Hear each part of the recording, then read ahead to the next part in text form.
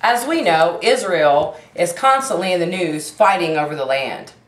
The Holocaust, 56 Sinai campaign, the 67 Six-Day War, and more significantly, the 48 War of Independence, which reclaimed them as a nation. Have you ever wondered why Israel has been in a constant battle over the land rights? As a Christian, I have studied the Bible and its prophecies for many years and have done extensive research on the history of Israel and the constant wars over the land. The Jewish people returning to the promised land of Israel because of the victory in the War of 48 reestablished God's covenant with Abraham, renaming Israel nation after losing over 3 centuries of war and being scattered through many nations. We will go back in history and look at the covenant promise between God and Abraham that established the land of Israel to the Jewish people. We will look at why there was a significance in the War of 48 and what it means. Let's take a look back in history at God's covenant promise to Abraham over the land of Israel. God's covenant with Abraham decided the Jewish rights to the land. According to the Read and Learn Bible, as told in Genesis, God renamed Abram Abraham, naming him father of many nations and making a covenant between him and his descendants that he would be the father of a great nation. Abraham had a son Isaac, who had a son Jacob, and God renamed Jacob father of many nations and told him he would be the first of a great nation. According to the Bible stories, several hundred years later, Moses, born of the descent of Abraham, was instructed by God to lead the people out of Egyptian captivity to a promised land. After 40 years of wandering the desert, they reached Canaan, the promised land. Let's take a look at the map which shows the Israelites' 40-year journey. We can see that they have come out of Egypt and Exodus, gone through the parting of the Red Sea, spent many times just wandering, and finally reached the land of Canaan. Moses died before entering the promised land because he had fulfilled his destiny.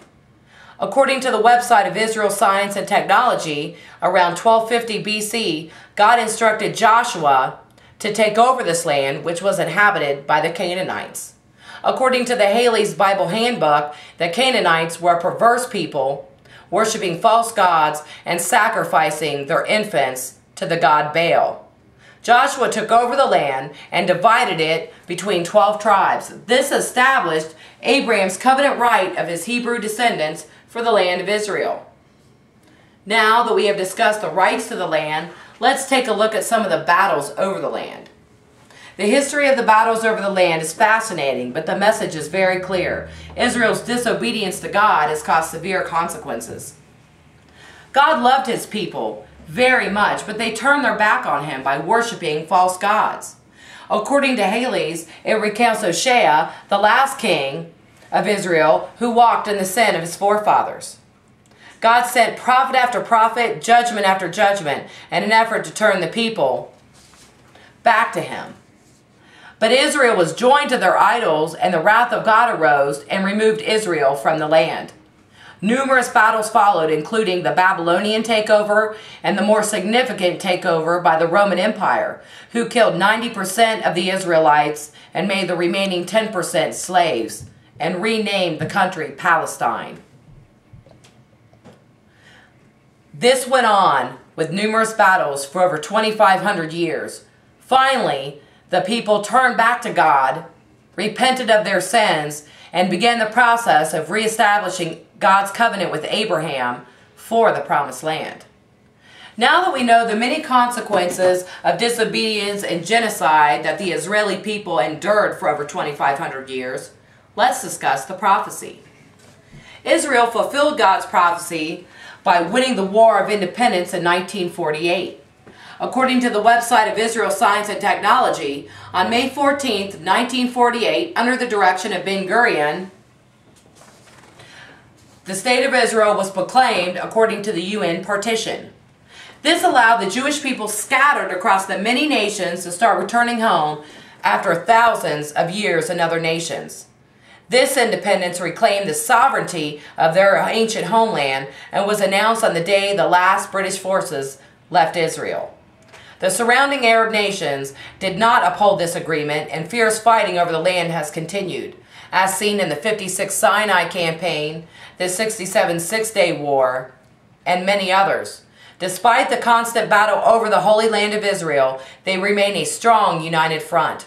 Look at this map provided by BibleStories.com, which shows the land that is being fought for.